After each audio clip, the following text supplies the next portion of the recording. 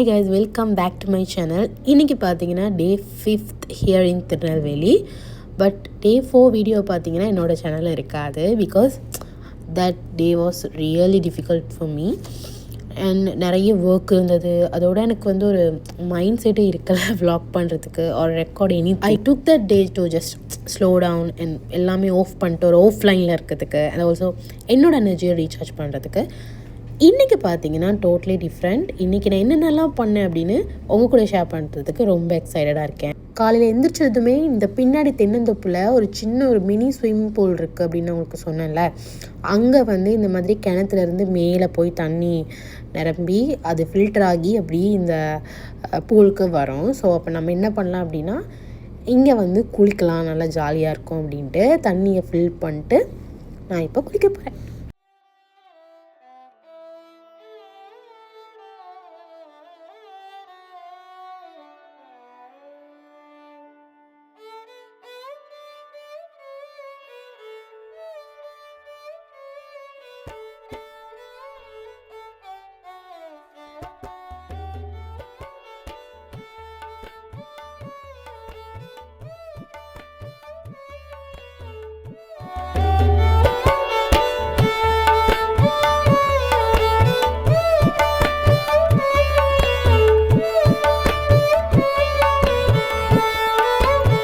குளிச்சுட்டு பூசைக்கு ரெடி ஆனதுக்கப்புறம் இந்த படங்களெல்லாம் பார்ப்போம்ல, எல்லார் வீட்டு வாசலையும் தண்ணி தெளித்து கோலம் போட்டு அந்த மாதிரி இங்கேயும் காலையிலேயே சுப்பிரபாதம் எல்லாம் போட்டு அப்படியே அந்த வைப் அப்படியே இருக்கும். ஸோ நாங்களும் பூசைக்கு ரெடி ஆகிறதுக்காக வாசலில் கோலம் போட்டு இந்த மாதிரி பூவெல்லாம் எடுத்து வச்சுட்டு சாமிக்கு படையல் பண்ணுறதுக்காக வடை, அதுக்கப்புறம் சக்கரை பொங்கல் இதெல்லாமே நம்ம பண்ணியிருந்தோம். பண்ண நைவேத்தியம் எல்லாமே நம்ம சாமிக்கு படைச்சு நல்லபடியாக பூசை முடிச்சுட்டு நாங்கள் அது எல்லாமே சாப்பாடு கொடுத்து பிரேக்ஃபாஸ்ட்டும் முடிச்சாச்சு. பூசை முடிஞ்சதுக்கப்புறம் சரி வெளியில் வந்து உட்காரலாம் அப்படின்ட்டு வெளியில் வந்து உட்காந்துருந்தேன். செம்ம காற்றா இருந்துச்சு. அதே நேரம் வெயில் இருக்கிறனால தாகமாக இருந்தது. பட் நமக்கு என்ன கவலை, வீட்டு பின்னாடி தான். ஸோ தேங்காய் வேணும்னா இந்த மாதிரி உரிச்சு எடுத்துக்கலாம். நமக்கு எப்போல்லாம் தாகமாக இருக்கோ, இளநீர் எப்போவுமே பறித்து வச்சுருப்பாங்க, நமக்கு எப்போ தாகமாக இருக்கோ அந்த நேரம் இப்படி வெட்டி குடிக்கலாம். இப்போ இந்த ஹீட்டுக்கு, இந்த பாடி ஹீட் எல்லாத்துக்குமே இப்படி இளநீர் குடித்தா ரொம்ப நல்லது. ஸோ இந்த இளநீர் வேறு ரொம்ப அருமையாக இருந்தது, அவ்வளோ டேஸ்ட்டாக இருந்துச்சு குடிக்கிறதுக்கு. இந்த தாகத்துக்கும் இந்த வெயிலுக்கும் இதை குடிக்க அமிர்தம் மாதிரி இருந்துச்சு, அவ்வளோ நல்லா இருந்துச்சு.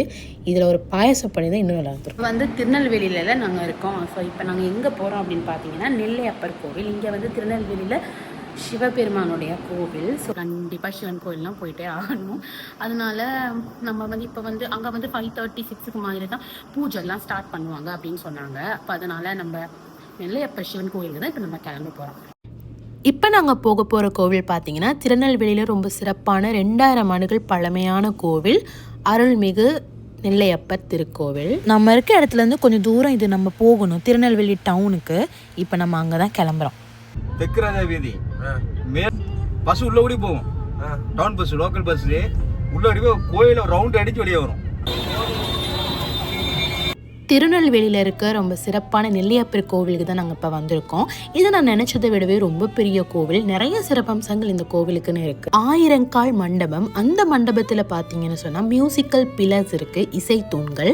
நாங்கள் தட்டும்போது அது மியூசிக்கல் நோட்ஸை வந்து ப்ரொடியூஸ் பண்ணும். ரொம்ப அற்புதமாக இந்த கோவிலை வந்து கட்டியிருக்காங்க. அது மட்டும் இங்கே இல்லை, ஒரே நேர்கோட்டில் கட்டப்பட்ட யானை தூண்களும் இருக்குது. இவங்களோட ரொம்ப பெரிய ரொம்ப அழகான தெப்பங்களும் கூட இருந்தது. இதில் கீழே போய் நம்மளால் வந்து கால் நினைக்கவோ எதுவும் பண்ண முடியல. நான் நினைக்கிற மாதிரிக்கு திருவிழா காலங்களில் தான் இதை திறந்து வைப்பாங்கன்னு நினைக்கிறேன். என் அப்பா சிவபெருமான் தான் இங்கே நெல்லையப்பராகவும், பார்வதி தேவி தான் காந்திபதி அம்பாலா இங்கே இருக்காங்க. இங்கே பார்த்தீங்கன்னா சிவபெருமானுக்கு மட்டும் இல்லை, காந்திபதி அம்பாளுக்கு கூட தனி கோவில் இருக்குது. மொத்தம் 2 கோவில்கள்.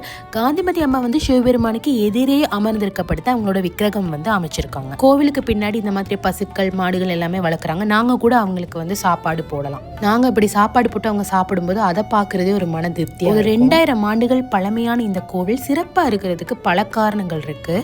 சிவபெருமான் வந்து முக்கியமாக 5 தலங்களில் வந்து நடனம் ஆடி இருக்காரு. அதில் இந்த நெல்லையப்பர் கோவிலும் ஒன்று அப்படின்னு சொல்கிறாங்க. இந்த கோவிலுக்கு நம்ம எப்போ வந்தாலுமே தினசரி நடக்கிற இந்த பூசைகள் எல்லாத்துலேயுமே நம்ம கலந்துக்கலாம்.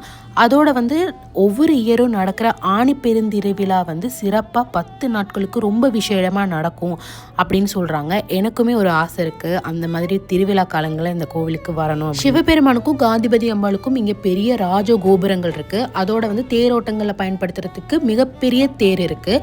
அது வந்து தமிழ்நாட்டிலேயே 3வது பெரிய தேர் அப்படின்னு சொல்லி ஒரு பெருமையும் இந்த கோவிலுக்கு. கோவிலுக்குள்ளே நம்ம சும்மா வீடியோஸ் எடுக்க முடியாது. வெளியே வந்து பார்த்தீங்கன்னா நிறைய குட்டி குட்டி கடைகள் நிறைய இருக்குது. ரொம்ப அழகான கலெக்ஷன்ஸ், ரொம்ப ரீசனபிளான ப்ரைஸில் வச்சுருப்பாங்க. என்னென்ன பார்த்தீங்கன்னா பேக்ஸ், அப்புறம் இயரிங்ஸ், ஜிமிக்கி அப்படின்ட்டு நிறைய விஷயங்கள் இருக்குது. கேர்ள்ஸ் போனீங்கன்னா ரொம்ப நல்லாயிருக்கும்.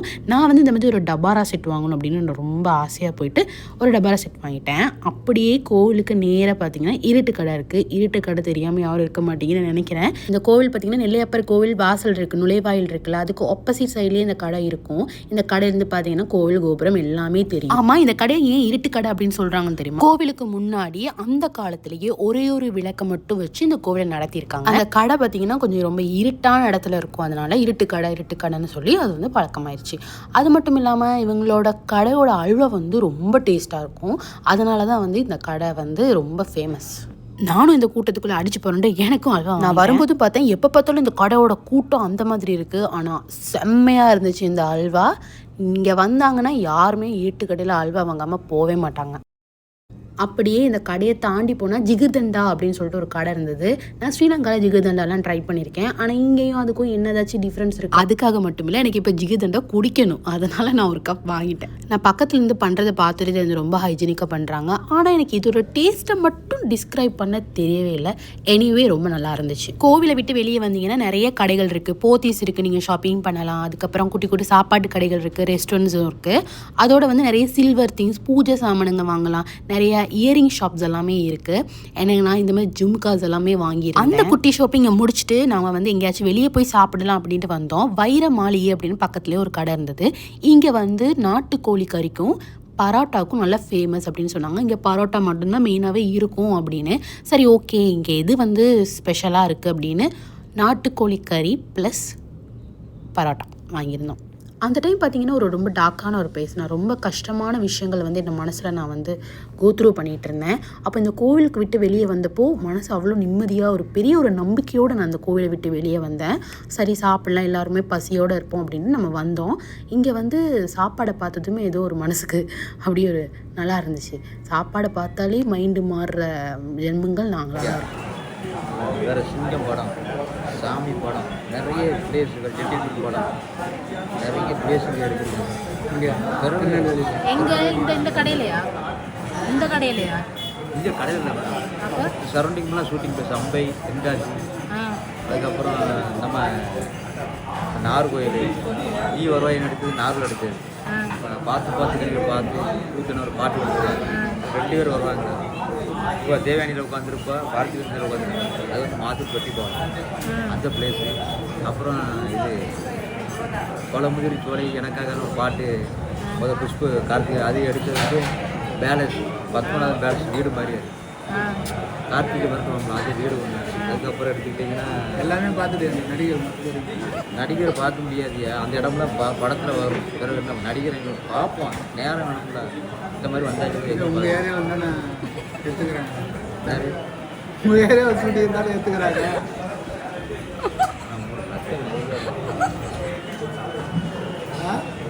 எங்கள் ஊர் பெருமை பெருமை சொல்கிறேன். உங்கள் ஏரியா இருந்தாலும் சர்வடி இருந்தாலும் எடுத்துக்கிறாங்க படத்தை. ஆமாம், எல்லாரையும் பார்த்துக்குள்ள திரிஷா பார்த்துருக்கேன். திரிஷா நம்ம அப்படியே செல்ஃபி ஃபோட்டோ எடுத்துக்கிட்டேன். கதாநாயகனே தெரியாத பக்கத்தில் செல்ஃபி ஃபோட்டோ எடுத்துக்கிட்டேன். ஆக்டர் திரிஷா கதாநாயகி அப்போ தான் அறிமுகம். கதாநாயகன் யாரும் பார்த்தா எப்போ பக்கத்தில் இருந்து கோயில் நெல்லையப்பன் கோவில் வந்து அந்த சாமி படத்தில் இருக்கா? மார்க்கெட் வச்சுட்டாங்க. பழைய இடம் ஃபுல்லாக மார்க்கெட் ஃபுல்லாமே இந்த பூரா வியாபாரமாக அதில் வச்சு ஷூட்டிங் எடுத்தாங்க. பில்டிங் ஆகி போயிட்டு அது எப்போ சாமி படம் வந்தது. அப்புறம் தாமிரபரணி ஆறு, அப்புறம் அந்த செங்கல் சூழ்நிலை இருக்கிறபடியே இடம் வச்சு மணப்பூர் பக்கத்தில் எடுத்தாங்க. கடைசி வந்து வில்லோன்ட்டு போடுவாங்க. அது செங்கல் சூழல் வச்சு எடுத்தேன். அதுக்கப்புறம் நான் கேட்கணும்னு நினச்சிக்கிட்டே இருந்தேன். ஏன்னா சாமி படத்தில் திருநெல்வேலியில் நிறைய சீன் வரும். அப்போ என்ன மாதிரியான விஷயங்கள் இங்கே எடுத்தாங்க அப்படின்னு இந்த பிளேஸில்? வல்லநாடு மலையில் விக்ரம் சாமி சுழப்பெருக்கு பண்ணி கூட வல்லநாடு இருக்குது. நம்ம இப்படி பேசிகிட்டே இருக்கும்போது நம்ம ஆர்டர் பண்ண பரோட்டா, சால்னா, நாட்டுக்கோழி குழம்பு, ஆம்லெட்னு எல்லாமே வந்துருச்சு. கடைக்குள்ளே வரும்போது ஒரே கூட்டமாக இருந்தது. உட்காரதுக்கு ஒரு ஸ்பேஸ் கூட இருக்கலை. கொஞ்சம் கூட்டம் குறைஞ்சதுக்கப்புறம் தான் நாங்களே உள்ளே வந்து உட்காந்தோம். நான் ஸ்ரீலங்காவிலேருந்து வரும்போது என்ன யோசிச்சேன்னா, நிறைய இந்தியன் ஃபுட்டெல்லாம் சாப்பிட்டு பார்க்கணும், ஸ்ட்ரீட் ஃபுட்லாம் சாப்பிட்டு பார்க்கணும் அப்படின்னு தான் நான் வந்தேன். ஆனால் வந்ததுக்கப்புறம் தான் தெரியுது அதுக்கான சந்தர்ப்பங்கள் வந்து ரொம்பவுமே குறைவாக தான் இருந்தது. ஒரே ஓட்டமாக ஓடிட்டு இருந்தோம். அப்படியே சாப்பாடை கண்டா கூட சாப்பிட்றதுக்கு சில நேரங்களில் மனசே இருக்காது, அவ்வளோ டயர்டாக இருக்கும் அந்த மாதிரி. பட் இன்றைக்கி அப்படி இல்லை, ஒரு பொடி பிடிக்கணும் அப்படின்னு சொல்லிட்டு தான் கடைக்குள்ளே வந்தோம். ஸோ இந்த மாதிரி நிறைய விஷயங்கள் எல்லாமே ஷேர் பண்ணிவிட்டு எல்லாமே மறந்து இந்த சாப்பாடெல்லாம் ருசித்து அந்த மொமெண்ட்டை வந்து ரொம்ப என்ஜாய் பண்ணி சாப்பிட்டது வந்து எனக்கு தெரியும். இதெல்லாமே வந்து பிகம் மெமரிஸ் அப்படின்னு சொல்லிட்டு. சரி இப்போ வந்து பரோட்டாக்கும் சால்னாக்கும் வருவோம். இந்த மாதிரி வாழையில தண்ணி தொளிச்சு அதுக்கப்புறம் எல்லா பரோட்டாவையும் பிச்சு போட்டு நாட்டுக்கோழி குழம்பையும் ஊற்றி இந்த மாதிரி நாட்டுக்கோழியும் பிச்சு இப்படி ஒரு ஆம்லெட்டையும் பிச்சு அதில் வச்சு நான் சாப்பிட்டேன் பாருங்க. சொர்க்கம் தெரிஞ்சது, சொர்க்கம். ரொம்ப அருமையாக இருந்தது. இந்த கறியோட ஃப்ளேவர்ஸ் எல்லாமே ரொம்ப டிஃப்ரெண்ட். இப்போ நம்ம ஸ்ரீலங்காவில் சாப்பிட்ற ஃப்ளேவர் வந்து இன்னொரு விதமாக இருக்கும், அதுவும் நல்லாயிருக்கும். இது வந்து இந்த ஃப்ளேவர் இன்னொரு விதமாக இருக்கும். இது வந்து எனக்கு புதுசு, ஸோ எனக்கு அது ரொம்ப நல்லா தான் இருந்துச்சு. அப்போது அந்த ஃப்ளேவர் வந்து ரொம்ப டிஃப்ரெண்ட்டாக இருக்குது, ரொம்ப வைப்ரண்ட்டாக இவங்களோட ஃபுட் எல்லாமே இருக்குது. எனக்கு அது ரொம்ப பிடிச்சிருந்தது.